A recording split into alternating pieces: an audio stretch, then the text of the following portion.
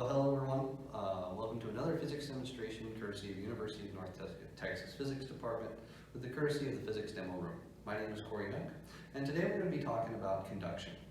So conduction is just a process of which heat transfers through objects without the actual contact body object playing an emotional role with how that heat's actually transferred.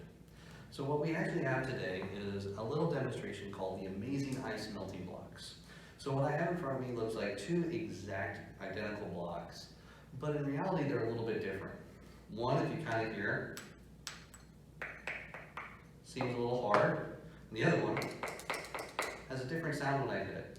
So these two blocks look identical, but they're made of different material. So we're going to be talking about different material and how they are able to allow heat to flow, which is called thermal conductivity, usually denoted in your textbooks as K, which has to relate to our heat, Q.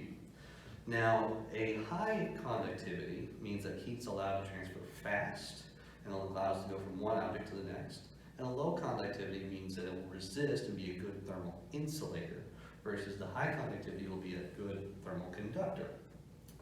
This is why sometimes on a hot summer's day, if you have two objects, one that's metal or aluminum and one that's a piece of wood, and they're both sitting out on a hot day, and you touch one versus the other, it's going to appear that the aluminum will be hotter. And in fact, they're both at the same temperature. It's just that the aluminum has a better thermal conductivity, so the heat transfers to your hand faster than it would with the wood. So now with these two block pieces, this one feels relatively cold, this one feels relatively warm. Now intuition would say, hey, a hotter object is going to melt ice faster. And now we'll actually get to test and see. So what I have in here is just some ice. They were in an ice tray. They're relatively the same size. So now what I'm going to do is I'm going to place them on these trays, and we're going to see how fast that these things actually melt. If you watch carefully, you'll actually start seeing a puddle forming with this one over here, whereas this one is staying relatively the same shape.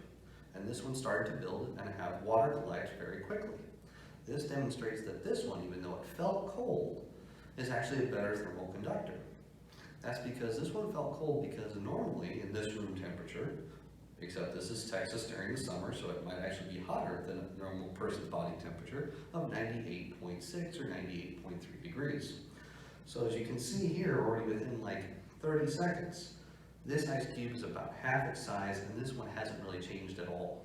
So this one is a good way to say, just because something appears to be a good thermal conductor or appears to be hotter, it allows the transfer of heat better depending on its material and not its shape.